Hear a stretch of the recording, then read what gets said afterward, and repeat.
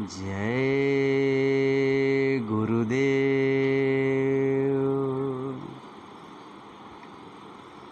अखंडमंडलाकारं सुव्याप्तमेन चराचरं सुतत्पदं दर्शितैन तस्मै श्री गुरुवे नमः। वो महाप्रभु जो सभी चर और अचर में व्याप्त है, कण कण में समाया हुआ है, जो लोक परलोक ब्रह्म पार ब्रह्म उससे भी परे है, परम संत परम पूज्य बाबा जय गुरुदेव जी महाराज के चरणों में कोटान कोटि बार नमन प्रणाम करते हुए यह विनय विनती करते हैं कि हम सभी की जीवात्माओं को इस काल माया के देश से छुड़ा करके अपने निजधाम सतलोक सचखंड ले चलें। साथ ही साथ पूज्य महाराज जी के चरणों में कोटान कोटि बार नमन प्रणाम करते हुए यह विनय विनती करते हैं कि हम सभी जीवात्माओं को अपना मार्गदर्शन देते रहें, अपनी दया दुआ बनाए रखें। जय गुरुदेव। प्रेमी भाई बहनों, ये जो समय हमारे आपके जीवन में चल रहा, बड़े सौभाग्य से ये समय हमको और आपको मिला। एक बार अगर ये आपके हाथ से चला गया, फिर ये समय, ये वक्त, ये तारीख, ये दिन और ये श्वासें लौट करके आपके पास में आने वाली नहीं हैं। हमको यह सोचना है, यह समझना है कि ये अनमोल श्वासें, ये अनमोल समय जब हमारे जीवन से गुजर जाएगा, जब हमारे जीवन से चला जाएगा, तो हम इस संसार से जब जाएंगे तो वहाँ पर हमारा हिसाब किताब होगा। और वो काल भगवान बड़ा निष्ठुर है, वो किसी भी कर्म को माफ़ नहीं करेगा। आपने जो भी कर्म किया, चाहे बोली से किया हो, चाहे हाथ पैर से किया हो, चाहे सोच से किया हो, किसी भी प्रकार से आपने कोई भी कर्म किया है, वो किसी भी कर्म को माफ़ नहीं करेगा। वो आपके सामने आपको दिखा देगा कि देखिए आपने ये कर्म किया है कि नहीं किया है, और फिर आपको उसकी सज़ा देगा।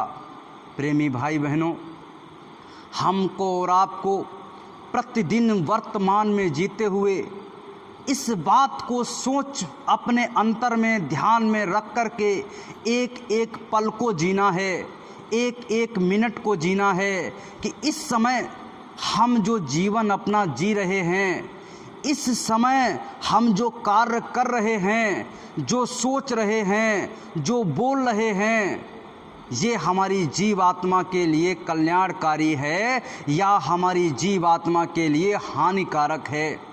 इसको पहले सोचिए, उसको पहले समझिए, इसके बाद में उस कार्य को करने की कोशिश कीजिए। ये जो मन आपके साथ में लगा दिया, ये छोटी मोटी पावर है, छोटी मोटी शक्ति है।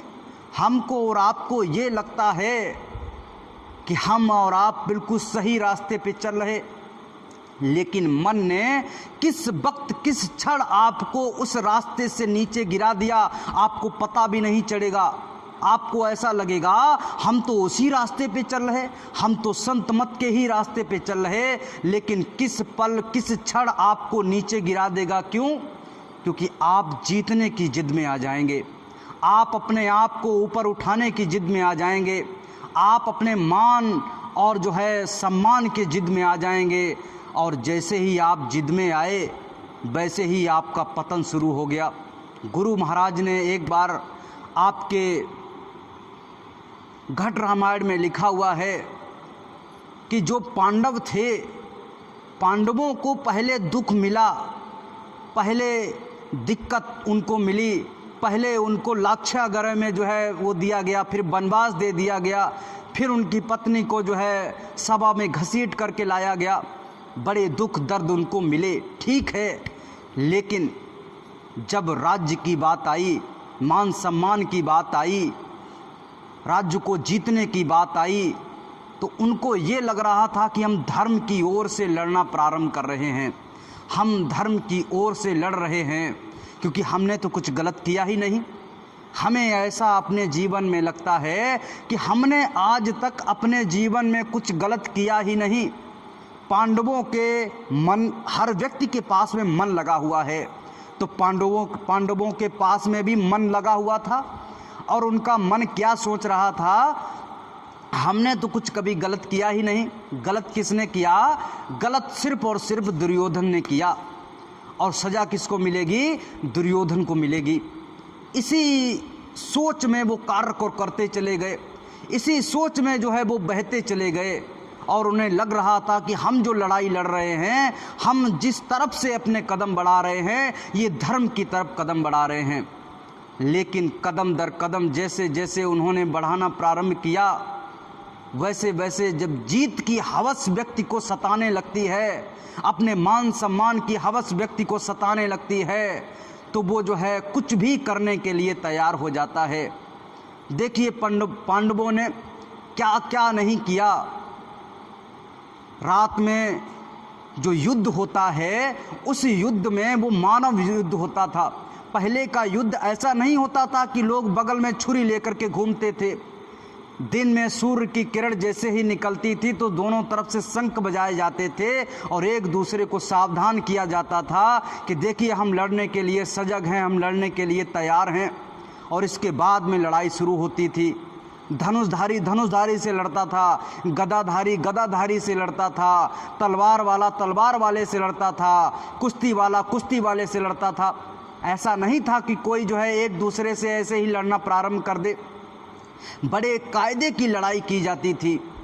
और जब वो लड़ाई शुरू हुई, उसके बीच में पांडवों ने क्या किया, जीत की हविस में राक्षस जो भीमसेन का पुत्र था, उस राक्षस को उस जो है युद्ध में उन्होंने शामिल कर लिया, और उस राक्षस को जो है उस युद्ध में शामिल करके उन्होंने जो है अपने धर्म से डिग गए, धर्म से उतर गए। जिस धर्म की रास्ते पे वो चल रहे थे, जिस लीक पे वो चल रहे थे, उस लीक से वो उतर गए, नीचे हो गए। और उस पे चलना, अब नीचे जब हो गए तो फिर जो है ऊबड़ खाबड़ में, पत्थर में गाड़ी कहाँ जा रही, ऊंचे जा रही नीचे जा रही, कोई पता नहीं। उसके चक्कर में उन्होंने भीष्म पितामह जी को देखो छल से मार दिया, जिन्होंने अपने जो है हाथों से उनको पाला, अपने हाथों से उनको खिलाया, अपने गोदी में उनको सुलाया। उनको जो है जीत की हविस उनके इतनी घुस गई कि मुझे जीतना है। भीष्म पितामह जी को जो है छल से मार दिया, उनको जो है बाणों की सैया पे लिटा दिया, बाणी मार उनके छेद दिए। इसके बाद में जो है जिस गुरु ने अर्जुन को जिताने के लिए, अर्जुन को सर्वश्रेष्ठ धनुषधारी बनाने के लिए क्या किया था, एकलव्य का जो एकलव्य था उसका जो है अंगूठा मांग लिया था अपने जो है गुरु दक्षिणा के रूप में कि अपना अंगूठा मुझे दे दो। और जैसे ही अंगूठा को मांगा तो वो समझ गए थे कि अब एकलव्य जो है केवल अर्जुन को चुनौती दे सकता है, उसको पीछे कर सकता है, लेकिन अब जो है ये नहीं रहा, तो अब हमारा अर्जुन ही सर्वश्रेष्ठ धनुषधारी बन के रहेगा। उस गुरु ने अर्जुन के लिए क्या क्या नहीं किया, और जीत की हविस ऐसी चढ़ी कि उसी गुरु के लिए उनके बाण तन गए, और जो है ऐसा उन्होंने एक सिस्टम बनाया और अपने जो है गुरु को भी मार दिया, गुरु को भी ख़त्म कर दिया। इसके बाद में भूरिश्रवा धर्म युद्ध में क्या होता है कि जब कोई बैठा होता है, निहत्था होता है, तो कोई एक दूसरे के प्रति जो है वो नहीं करता, वार नहीं करता। उन्होंने एक बार वार किया, एक बार वो अभिमन्यु चक्रव्यूह में पड़ गया, कूद गया, और वहाँ पर अभिमन्यु मारा गया, उसकी जो है मृत्यु निश्चित थी। अगर ऐसा ही था, उनको जितनी गुस्सा कौरवों पे होनी चाहिए थी, उतनी ही गुस्सा उनको कृष्ण भगवान के प्रति भी होनी चाहिए थी, क्योंकि कृष्ण भगवान जानते थे कि ये मारा जाएगा। कृष्ण भगवान ने जबरदस्ती उस दिन अर्जुन को उस जो है युद्ध से वंचित रखा। वो जो है हजारों किलोमीटर दूर दूसरे राज्य में लेकर के अर्जुन को चले गए और यहाँ पर जो है अभिमन्यु मारा गया। अगर अर्जुन उस युद्ध में उपस्थित होते, उस पूरे महाभारत में उपस्थित होते, तो वो जो है अर्जुन नहीं मारा जाता, अभिमन्यु नहीं मारा जाता। कृष्ण भगवान का बना बनाया जाल था और उसमें जो है अर्जुन ने बाद में अर्जुन को ऊपर से उकसाया कि देखो आपके बच्चे को मार दिया था, आपके लड़के को मार दिया था, और उसके अंदर में वो जो है ज्वाला जल उठी और उसने क्या किया, अपने बाणों से जो है अपने ही लोगों को मारना प्रारंभ कर दिया। जब कर्ण को मारा जा रहा था और भूरिश्रवा को साधना पे बैठा हुआ था, बिल्कुल निहत्ता आंख बंद किए हुए साधना पे बैठा हुआ था और साधना पे उसकी गर्दन को काट दिया गया। हम लोगों को सुनाया जाता है अर्जुन महान है, कृष्ण भगवान महान हैं, ये सब महान हैं। अरे महान हैं तो संत महात्माओं ने जब उनकी बात को कहना शुरू किया तो पंडित लोग उनके ऊपर में एकदम चढ़ बैठे, उनको पीछे गिराने के लिए, उनको मारने के लिए तैयार हो गए, क्योंकि उन्होंने सच्चाई को बोलना प्रारंभ किया। गोस्वामी जी ने घट रामायण में पूरी सच्चाई का व्याख्यान किया है। उन्होंने बताया है कौन सा देवता, कौन सा जो है देवी आपके लिए क्या क्या करते हैं, आपको किस प्रकार से फंसा करके रखा हुआ है। प्रेमी भाई बहनों, जीत की हविस में जो है उन्होंने क्या किया, भूरिश्रवा को साधना पे बैठा हुआ उसकी गर्दन को काट दिया। इसके बाद में क्या हुआ, कर्ण को जब मारा जा रहा था, जब उसने कृष्ण भगवान ने कहा कि मारो मारो मारो, तब उसने कहा कि अरे आप जो है कहते हैं कि मैं धर्म युद्ध कर रहा हूँ, मैं पांडवों की तरफ से इसलिए लड़ रहा हूँ क्योंकि धर्म की स्थापना करना चाहता हूँ। अगर आप धर्म की स्थापना करना चाहते हो तो आप गिन लीजिए, एक लिस्ट बनाइए और गिन लीजिए जितने पाप कौरवों ने किए हैं, और आप जो है आज पांडवों से ज़्यादा पाप किसने कर दिए हैं, कौरवों से ज़्यादा पाप जो है पांडवों ने कर दिए हैं। तो आप बताइए ये धर्म युद्ध कैसे रहा। अगर वो अधर्म पे था तो उससे भी ज़्यादा आज 2 कदम आगे खड़े हो गए हैं पांडव, तो ये धर्म युद्ध पे कैसे खड़े हुए हैं आप बताइए। तो उनके मुंह से जवाब नहीं निकला। उन्होंने कहा मेरा समय आ गया है, मेरी जो है सांसें खत्म हो रही हैं, मारो मुझे। तो उन्होंने उनको मार दिया। लेकिन प्रेमी भाई बहनों, ये समझना पड़ेगा, क्योंकि ये सत्संग है, हम और आप संत महात्माओं के चरणों में बैठे हुए हैं, और यहाँ भी आकर के अगर हमारे मन में क्रूरता भरी हुई है, हमारे मन में अगर जो है दुनिया का जहर भरा हुआ है, तो आप समझिएगा आपकी साधना नहीं बन सकती, आपका मन नहीं रुक सकता, आप कभी भी जो है गुरु महाराज के चरणों की दया दुआ नहीं ले सकते हो। ये बिल्कुल सत्य है, इसको कोई मेट नहीं सकता। प्रेमी भाई बहनों, उसी पांडवों की तरह से हमारी आपकी भी दशा हो जाती है। अपने आप को अडिग रखने के लिए, अपने आप को आगे बढ़ाने के लिए हम लोग क्या करते हैं, हद से गुजर जाते हैं, और फिर हमारी दशा क्या होगी कि चारों पांडव नरक गए, गए युधिष्ठिर धाम, और वैसे कृष्ण की प्रीति आई कौने काम। ऐसे ही हमारा आपका भी दशा होने वाली है। आप समझ लीजिए, सही रास्ते पे चलने की आवश्यकता है। संत मत में क्या है, जो हार जाता है, जो झुक जाता है, जो पेड़ ऐसे आंधी जब आए, आप देख लीजिए, प्रैक्टिकल देख लीजिए, जब आंधी आए, तूफान आए, और जो पेड़ जो है झुक जाता है, ऐसे ज़मीन में झुक जाता है, वो दोबारा से आंधी के समाप्त होने के बाद ऐसे करके खड़ा रहता है, सदियों तक खड़ा रहता है। और जो है पेड़ ऐसे हाथी की तरह खड़ा रहता है, कहते मैं झुक नहीं सकता, वो उखड़ता है। कहाँ से उखड़ता है? जड़ से उखड़ता है, फिर दोबारा खड़ा नहीं हो पाता। अपने मन को थोड़ा शुद्ध करना है, अपनी मनोवृत्ति को थोड़ा सही करना है। अगर हमने अपने मन को शुद्ध नहीं किया, अपनी मनोवृत्ति को अगर नहीं सुधारा, तो गलत रास्ते पे चले जाएंगे। काल भगवान तो ये चाहते ही हैं, मन ये चाहता ही है, क्योंकि काल भगवान ने इसको मेन ड्यूटी दे दी है। वो तो साधना में बैठे हुए हैं, सतपुरुष भगवान की अखंड साधना में बैठे हुए हैं, लेकिन मन को ड्यूटी दे दी है कि हे मन, तेरे पास में पूरा पावर है, तू तीनों लोकों का स्वामी है, तीनों लोकों का स्वामी हम लोग काल भगवान को बोलते हैं, वो तो साधना में बैठे हुए हैं, लेकिन इस समय मन को पूरा पावर दे दिया गया है कि ये जीव यहाँ से निकलना नहीं चाहिए। और उनके साथ में उनकी माता खड़ी हुई हैं, उनकी काल भगवान की पत्नी खड़ी हुई हैं। कौन? आद्या माँ शक्ति, जिन्हें हम लोग दुर्गा कहते हैं। गलत फहमी हो जाती है, शंकर भगवान की पत्नी बता देते हैं यही दुर्गा है, वो उनकी माता हैं। ब्रह्मा विष्णु महेश की माता हैं दुर्गा, वही आद्या माँ शक्ति, उन्हीं की ये तीनों पुत्र हैं, वो माया स्वरूप हैं और मन इनके साथ में खड़ा हुआ है। अब यही दो मिलकर के हमारी जीव आत्मा को यहाँ पर फंसाने का काम कर रहे हैं। हम लोग जो है यहाँ पर कहते वो बड़ा बलशाली है, वो बड़ा ताकतवर है। हम लोग पैसे से, शरीर के गठीले होने से, दुनिया भर के असले से, जो इस समय आइटम बम, पिस्तौल, रिवाल्वर, बंदूक, इसके होने से हम लोग कहते हैं वो ताकतवर है। लेकिन संत महात्मा कहते ये तो निमित्त मात्र है, उसके सांस निकलते ही वो मिट्टी का ढेर हो जाएगा, गिर पड़ेगा, फिर वो कुछ नहीं कर सकता। काहे सी ताकत?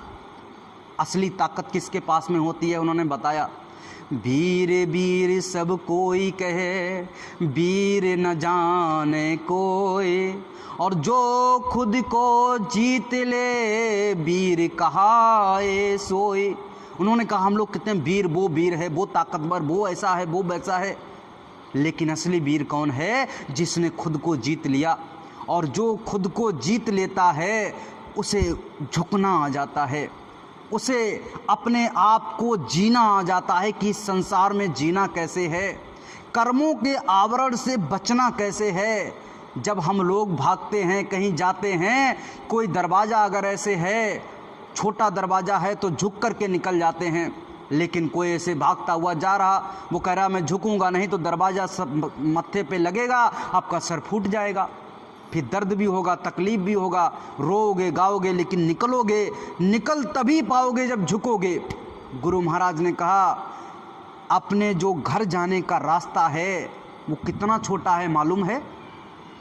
गुरु महाराज ने अपने शब्दों में बताया, जो हमारा ये बाल है कितना छोटा सा बाल है। किसी को अभी, ये माताएं बहनें हैं, इनको अभी जो है आँखों की प्रॉब्लम हो जाती है, चश्मा लगाने लगती हैं, तो इनको बड़ा बड़ा लिखा हुआ भी नहीं दिखाई देता है। तो ये बाल तो बहुत पतला है, और इस बाल के लाखों भाग कर दिए जाएं, इतना छोटा सा खिड़की है जिससे हमारी जीवात्मा को निकलना है। आप सोचिए कि हमें कितना छोटा बनना पड़ेगा, कितना अपने आप को नीचे ऐसे झुका करके चलना पड़ेगा, तब जाकर के उस खिड़की से हम और आप निकल सकते हैं। ये संत पथ का रास्ता है, ये संत मत का रास्ता है। जो झुक जाता है वो जीत जाता है, और जो खड़ा रहता है, जो अडिग हो जाता है, कहता है कि मैं झुकने वाला नहीं, वो समझे संत पथ के रास्ते से वो हार जाता है। बाकी दुनिया में जीत जाएगा, बाकी दुनिया में अपने यश मान जो है पाले, उससे कोई फर्क नहीं पड़ता, लेकिन इस रास्ते से वो हार जाएगा। प्रेमी भाई बहनों, इस रास्ते पे बड़े बड़े लोग जीत गए, इस संत पथ के रास्ते पे। दुनिया में तो हार गए, लेकिन जो है यहाँ पे जीत गए। उन्होंने जो है एक चीज़ को अपने दृष्टि से, अपने मन में सोचा। क्या सोचा? यहाँ पर हमारा जीवन कितना है? 10, 20, 50, 100 साल, लास्ट 100 साल है। अगर आपने अपनी बहुत ही कोई नियमपूर्ण व्यक्ति रहा, जिसने अपनी सांसों को बचा लिया साधना के द्वारा, वही 100 के ऊपर जाएगा। वैसे 100 के ऊपर कोई जाता नहीं है, 60 और 70 में उसका जो है टिकट कट जाता है। 100 साल तो कलयुग में पूरी उम्र ही है हमारी और आपकी। तो ये छोटी सी उम्र, उन्होंने क्या सोचा कि ये 100 साल हमारे, मान लीजिए कि ये हमारी उम्र के हैं, और दूसरी तरफ अनंतो अनंत समय है जिसका कोई बार पार नहीं है, जिसका कोई लिखित रूप में प्रमाण नहीं है। अनंतो अनंत समय आपके पास में है, और एक तरफ आपके पास में 100 वर्ष हैं, यानी छोटा सा, एकदम छोटा सा बिंदु के रूप में आपके पास में समय है, और एक तरफ अनंतो अनंत समय है। अब आपको ये डिसाइड करना है कि आपको इस छोटे से समय में कुछ पाना है, या इसी में जो है अपने आप को जो है निखारना है, या तो जो है अनंतो अनंत समय के लिए अपने आप को निखारना है। कुछ जो है लोग होते हैं, वो कहते हैं मैं तो अपने आप को, ये जो छोटा सा समय है इसमें मैं वो कार्य करूँगा कि हमारा अनंतो अनंत समय जो है हमारा सुधर जाए। लेकिन कुछ व्यक्ति, उसमें से बहुत सारे व्यक्ति क्या करते हैं, वो कहते हैं कि ये छोटा सा जो समय है इसी में तो जीना है, एक बार ये मनुष्य शरीर मिला है, बाद में होगा तो देखा जाएगा। तो उनका जीवन, वो अनंतों अनंत समय उनका जो आने वाला है, हजारों लाखों करोड़ों सालें जो उनकी आने वाली हैं, वो उनकी दुख तकलीफ में कटने वाली हैं। अगर आपने ये 100 साल, ये छोटा सा समय आपने अगर दे दिया गुरु महाराज के चरणों में कि मैं आपको दे रहा हूँ, ये जीवन अब की बार हजारों करोड़ों बार हमको मिला, हजारों करोड़ों बार हमने इसमें पता नहीं क्या क्या किया, लेकिन इस बार का जीवन हम अपने गुरु के चरणों में समर्पित करते हैं, तो आपका जो है, जो अनंतों अनंत समय है, वो आपका सुधर जाएगा। प्रेमी भाई बहनों, यही तो समझने की आवश्यकता है। बड़े बड़े लोगों ने जो है यहाँ पर कर दिया, आज उनका इतिहास जो है पन्नों में दर्ज है। उसमें से अपने बहुत सारे हैं, उसमें से अपने भल्ला साहब जी हैं। भल्ला साहब जी का एक बहुत बड़ा उदाहरण है। उन्होंने अपने जीवन का, उन्होंने कहा, जब उनको पता चला, उनका नौकर था और वो नौकर क्या करता था, वहाँ पर जाकर के भल्ला साहब को बताता, जब भी सत्संग में जाता, लौट के आता, भल्ला साहब को सुनाता, उनको बताता, देखो महात्माओं के शरण में जाना चाहिए, महात्मा ही हमको सच्चा रास्ता बताते हैं। सेठ जी, आपके पास में धन मान सम्मान, घर घोड़ा गाड़ी हर चीज़ है, लेकिन सेठ जी आपके पास में अगर आप जो है शुद्ध शाकाहारी भी हो, आप बहुत अच्छे व्यक्ति हो, लेकिन इसके साथ में आपके पास में अगर जो है संत मत आ जाए, अगर उनकी दया दुआ आपके साथ में आ जाए, तो ये जीवन आपका सुधर जाएगा। आपके जैसा कोई व्यक्ति नहीं होगा, आपका व्यक्तित्व बहुत ज़्यादा बढ़ जाएगा। ये डेली आकर के कहा करता था। एक बार उनके गुरु महाराज जैसे 5 किलोमीटर की दूरी पे आए हुए थे। उन्होंने कहा कि हमारे गुरु महाराज आए हुए हैं, जरा उनकी वचन वाणियों को सुन लो। सेठ जी ने कहा, मेरे पास समय नहीं। फिर से 50 किलोमीटर दूरी पे आए, फिर भी सेठ जी की कोई बहुत ही इम्पोर्टेंट मीटिंग थी, उसमें चले गए। कहा कि हमारे पास अभी समय नहीं है, बाद में देखा जाएगा। अब की बार 100 किलोमीटर दूरी पे आए। अब की बार सेठ जी से कहा कि सेठ जी ऐसा है, ये रुपया तो आप बहुत कमा लोगे, ये मीटिंग तो आप बहुत कर लोगे, लेकिन संत महात्मा अब बार बार नहीं आएंगे, और संत महात्मा आपको बुला करके आपका दरवाज़ा बार बार नहीं खटखटाते हैं। कुछ समय के लिए हमारे पास में 1 2 3 बार ऑप्शन आता है, 1 2 3 बार हमारे पास में मौका आता है कि अपने जीवन को सुधार सकते हैं। अगर उस जीवन को उस बार अगर हमने और आपने अपने आप को नकार दिया, तो मौका बार बार नहीं आता।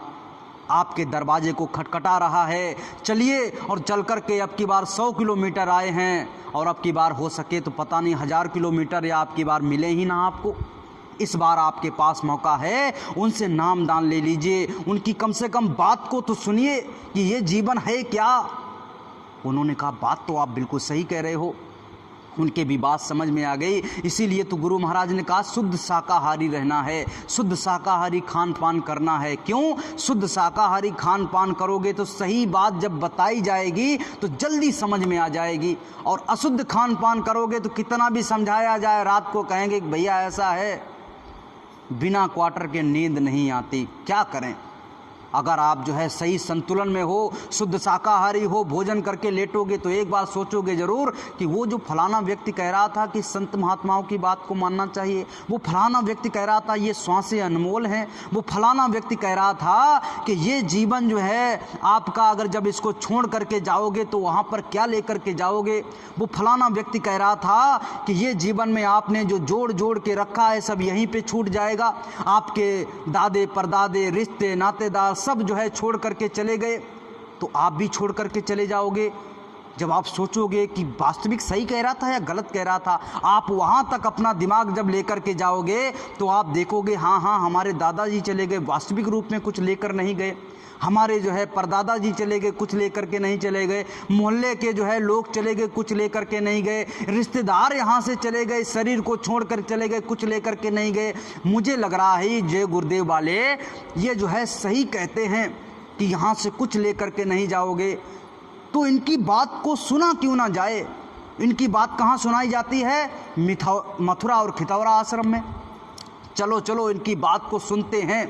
एक बार उनका मन करेगा चलो ऐसा करते हैं, मथुरा में घूमने के ही जो है पर्पस से चलते हैं, घूमने के ही मूड से चलते हैं। लाओ वहाँ पर वृंदावन में कृष्ण मुरारी के दर्शन कर लेंगे, जन्मभूमि के दर्शन कर लेंगे।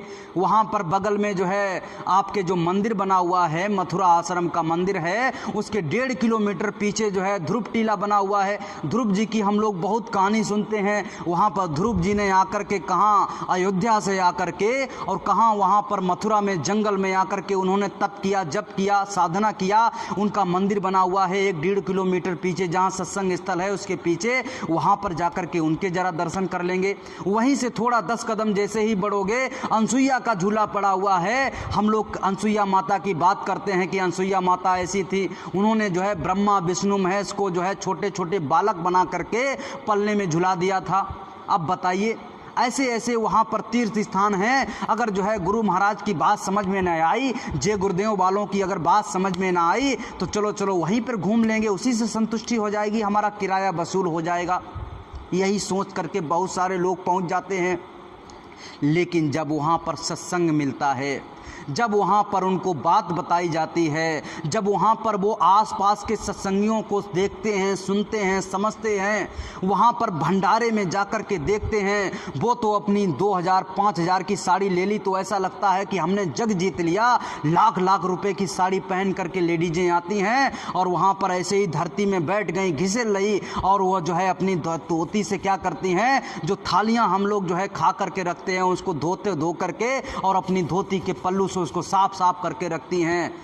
और देखते हैं मर्सिडीज ऑडी से करोड़ों रुपए की गाड़ी पे बैठ करके जाती, लाखों रुपए की साड़ी। लेकिन वो जानती हैं कि ये संसार जो है व्यर्थ है, ये रुपया पैसा व्यर्थ है, और वो समझ गई। तो बताइए, ऐसे ऐसे भाई हमारे आते हैं, वो कहते हैं कि भैया ये देखिए ये संसार क्या है, इतना पैसा इतना रुपया, लेकिन ये सब व्यर्थ। वहाँ आकर के उनको समझ में आता है। जैसे ही उनको देखते हैं तो उनकी आंखें फटी रह जाती। अब बगल में वो बैठे हुए हैं, ऐसे धरती में वो भी बैठे हुए। अब बगल में जो है बातचीत शुरू हो गई तो बगल में देखा कि जज बैठे हुए हैं, इधर देखा कि वो जो है डीएम बैठा हुआ है, आगे देखा तो कोई कंपनी का मालिक बैठा हुआ है। तो कहते हैं ये तो हमारे आस, मैं तो समझ रहा था सब घास छोड़ने वाले ही बैठे हैं, यहाँ तो बहुत बड़े बड़े लोग बैठे हुए हैं और हमारे आसपास ऐसे घास पे बैठे हुए हैं, ऐसे ही ज़मीन पे बैठे हुए हैं। आहा, मुझे लग रहा है कोई ये बड़ी चीज़ है। और ये जो है मथुरा कितौरा में ये सत्संग के द्वारा जो बताई जा रही है, मुझे लग रहा बहुत बड़ी चीज़ है। बड़े बड़े पैसे वाले इसको लेने के लिए आते हैं। जब उनको सत्संग सुना, उनको बात समझ में आई, जब उनको पता चला कि मूर्ति पूजा क्या है, देवी देवताओं की पूजा क्या है, अपनी आत्मा से उस परमात्मा की पूजा क्या है, आप अपनी आत्मा से उस परमात्मा को कैसे जोड़ सकते हो, जब ये बात जो है उसको समझ में आई, बताई, तब जो है वो समझ गया कि हाँ बात तो बिल्कुल सही कह रहे थे। धीरे धीरे उसने संत पथ पे चलना प्रारंभ किया। कदम दर कदम उसने जैसे ही बढ़ाए, वैसे ही उसको पता चलता चला गया कि इस जीवन का राज क्या है। हम तो समझ रहे थे कि ये शिवम नाम से जो शरीर है यही मैं हूँ, लेकिन ये जय गुरुदेव वाले बताते हैं कि ये तो शरीर आपका छूट जाएगा। ये जो मैं आप कहते हैं कि मैं कौन हूँ, जो ये बोल रहा है, जो खाता है, पीता है, देखता है, घूमता है, चलता है, ये कौन है, किसकी पावर की वजह से ये चल रहा। ये तो रोबोट समझ लीजिए, जैसे उसमें चार्जर लगा दिया, उसमें जो है उसमें पावर बैटरी रख दी, वो जो है रोबोट चलने लगा। उस पावर बैटरी को निकाल लिया, वो रोबोट ऐसे लोहे के रूप में पड़ा हुआ, कबाड़ के रूप में पड़ा हुआ। ऐसा ही ये शरीर, इसको भी उठा करके लोग जला देंगे। तो लोगों को समझ में आने लगा, हाँ बात तो ये जय गुरुदेव वाले बिल्कुल सही कह रहे हैं कि ये जो है रास्ता बड़ा अलग है। यही रास्ते पे तो सत्य का पता चलता है कि सच क्या है, और सच क्या है जब पता चल गया तो उस पर चलेंगे तो आपको अनुभव होना प्रारंभ हो जाएगा कि हाँ हमने इस चीज़ को प्राप्त कर लिया। जब वहाँ पर गए और महाराज जी ने या गुरु महाराज ने आपको नाम दान दिया, आपको क्या दिया, आपको नाम दान दिया, उसी समय आपका नया जन्म हुआ। जैसे आपको कहानी सुनाई जाती है कि एक नौजवान जो है लड़का था, बाबा बन गया और जो है गुरु की शरण में जाकर के वो घर घर में भिक्षा मांगता था। एक बार क्या हुआ, ऐसे रास्ते से जा रहा था तो उसने जो है अपनी झोली में देखा तो उसमें आटा ख़त्म हो गया। उसने कहा टिक्कर कैसे बनाएंगे, तो एक बगल में घर था, उसके जो है द्वार पे खड़े होकर के उसने कहा भिक्षान देही, भिक्षान देही। तो अंदर से जो है एक नई नवेली जो है लड़की निकल के आई और उसने कहा कि बहुत जल्दी? तो उसने कहा हाँ बहुत जल्दी। तो उनकी आपस में इस प्रकार की बात हो रही थी। उन्होंने पूछा कि आपकी उम्र क्या है? कि हमारी उम्र 5 साल है। कि आपके ससुर की उम्र क्या है? कि उनका तो जन्म ही नहीं हुआ। कि आपकी सास की उम्र क्या है? कि उनकी 1 साल है। कि आपके पति की उम्र क्या है? कि उनकी 6 महीने है। अब जो है उनके घर वाले सुन रहे थे, उनकी सास सुन रही थी।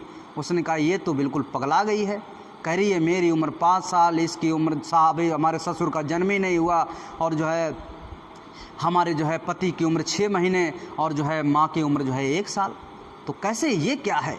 जब रात में उससे पूछताछ हुई तब उसने कहा ऐसा है, जब जिस दिन से हम गुरु का ये जो पैदा हो गए हम लोग, तो ये तो जीवन हमारा व्यर्थ हो गया।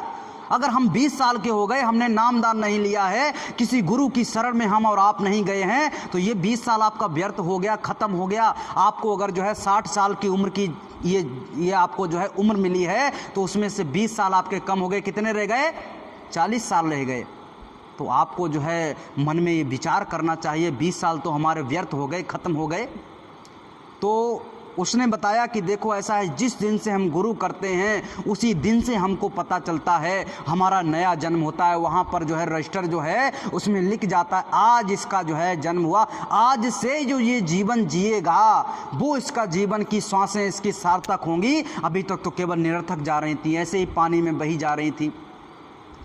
तो उसने कहा कि देखो हमने जो है 5 साल पहले गुरु कर लिया था, ये हमारी सासू माँ को हम ज़बरदस्ती लिवा गए तो इनको भी जो है हमने गुरु करा दिया, तो 1 साल हो गया। पति को भी अपने हम 6 महीने पहले मना मुनु के लेकर के गए तो 6 महीने इनको भी हो गए, इनका भी जन्म हुए कितने दिन हो गए? 6 महीने हो गए। और हमारे ससुर जी जो है वो तो प्योर नास्तिक हैं, वो कहते हैं हम जो है ये पूजा पाठ और ये संत महात्मा बाबा बूबू किसी को मानते नहीं हैं, तो इनका अभी जन्म ही नहीं हुआ है और ये जो है मरने के कगार पे हैं, लेकिन इनका जन्म नहीं हुआ है। लेकिन अभी 1-2 साल जो बची होगी, अगर ये चाहें तो अभी गुरु कर लें तो 1-2 साल तो इनका कम से कम सही चला जाएगा। ससुर को बात समझ में आ गई, उसी दिन जा कर के और जो उसने गुरु किया, अपनी बहू से पूछा भाई कौन से गुरु सही हैं, और जा कर के उन्होंने गुरु किया। इसीलिए प्रेमी भाई बहनों हमको समझना चाहिए हमारा जन्म किस दिन होता है। जिस दिन हमको सच्चे संत सद्गुरु मिल जाते हैं उसी दिन हमारा जन्म होता है। आज देखिए हमारे बच्चे का अंशु का जन्मदिन है, और ये जो जन्म आज उसने जो है नामदान ले लिया है, जिस दिन से उसने नामदान लिया असली तो जन्मदिन वो वाली डेट में मनाना चाहिए कि उस दिन हमने जो है अपना नामदान लिया था। उस डेट को आप याद कीजिए, या तो एक डेट को मान लीजिए और उस डेट में पूरे धूमधाम से पूरा एकदम दम लगा दीजिए कि हाँ जो है आज हमारा असली जन्म हुआ। ये तो दुनिया वाला जन्म ये तो होता ही है, इस दुनिया में हम आ गए केवल, लेकिन असली जन्म तो गुरु महाराज हमको देते हैं, असली रास्ता तो हमें गुरु महाराज बताते हैं। प्रेमी भाई बहनों, हम और आप गुरु महाराज के शरण में आ गए हैं। ये छोटे छोटे बच्चे, हम भी 5 साल के करीब थे जो हमको भी नामदान मिल गया था, तो गुरु महाराज की ऐसी अथाह शक्ति, अथाह ऐसा उनका जो है पूर्ण बना होगा कि जो है आज हम और आप गुरु महाराज की शरण में हैं। और यही आपका संस्कार कहीं से कोई किताब में नहीं है। संस्कार की कोई किताब होगी संस्कार की, और वो हम पढ़ लेंगे तो हम संस्कारी बन जाएंगे। संस्कार कहाँ से आता है? संस्कार हमारी सोहबत से आता है, हमारी संगत से आता है, और उसी से हमारा जो है आगे का भविष्य, आगे का प्रारब्ध बनता है। तो संस्कार का कोई जो है कोई कैसेट नहीं है, कोई जो है उसका जो है कोई जो है वो नहीं है कि आपको संस्कार मिल जाएगा। आपको संस्कार सबसे पहले आपके परिवार के, आपकी संगत के, आपके आसपास के लोग, और जिस प्रकार से आप जुड़ गए हैं, जैसे आप जय गुरुदेव से जुड़ गए तो आपके बच्चों का संस्कार अपने आप सही हो जाएगा। क्यों? क्योंकि वो सत्संग में आएंगे, वचन वाणियाँ सुनेंगे, झूठ मूठ का ही 2-4 मिनट बैठेंगे, तो जैसे ही आप बैठोगे तो ऊपर में जो पावर है वो अपनी तरफ खींचता है, छोटा मोटा पावर नहीं है।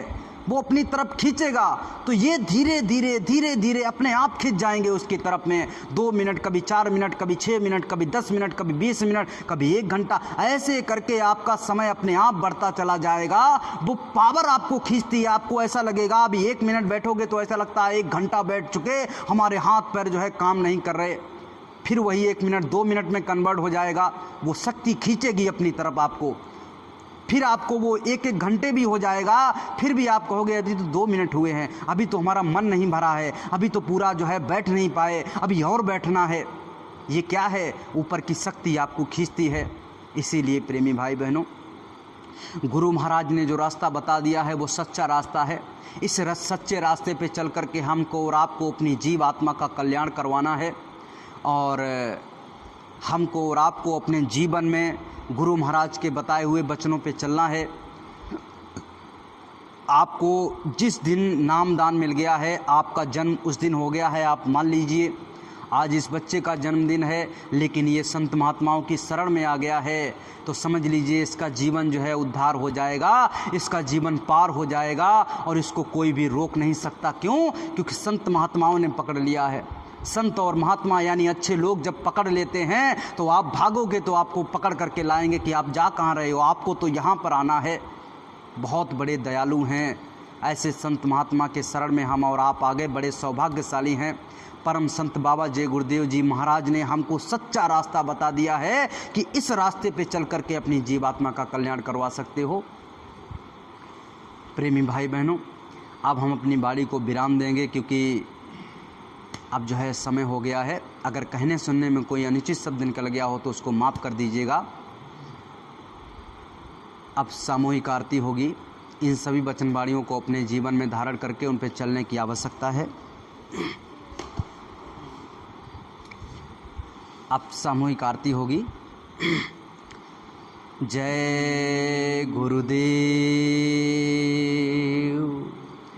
विनय करूं मैं 2 कर जोरे, सत्य गुरु द्वारे तुम्हारे, विनय घृत दीप आरती साजूं, 2 अखियन मज धारे, भाव सहित नित बैठ जरोखे, जो हत प्रियतम प्यारे, पग धुन सुनाऊ श्रावणे ही अपने, मन के काज विसारे, जागी सुरत पियत चरणामृत, पियत पियत हुई न्यारी, घंटा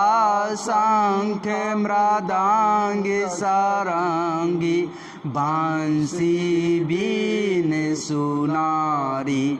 जय गुरुदेव जी की आरती करते, गावत जय जयकारे, विनय करूं मैं 2 कर जोरे, सतगुरु द्वारे तुम्हारे, मालिक के द्वारे तुम्हारे, दाता द्वारे तुम्हारे, समर्थ द्वारे तुम्हारे। जय गुरुदेव।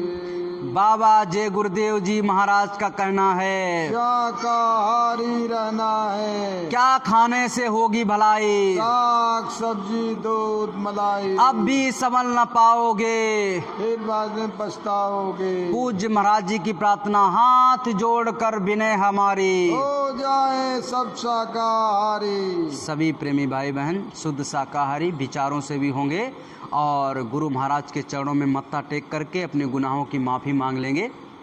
बोलिए जय गुरुदेव। सुबह जब घंटी लगेगी सभी प्रेमी भाई बहन 4 बजे आ जाएंगे और इसके बाद में सत्संग होगा। जय गुरुदेव।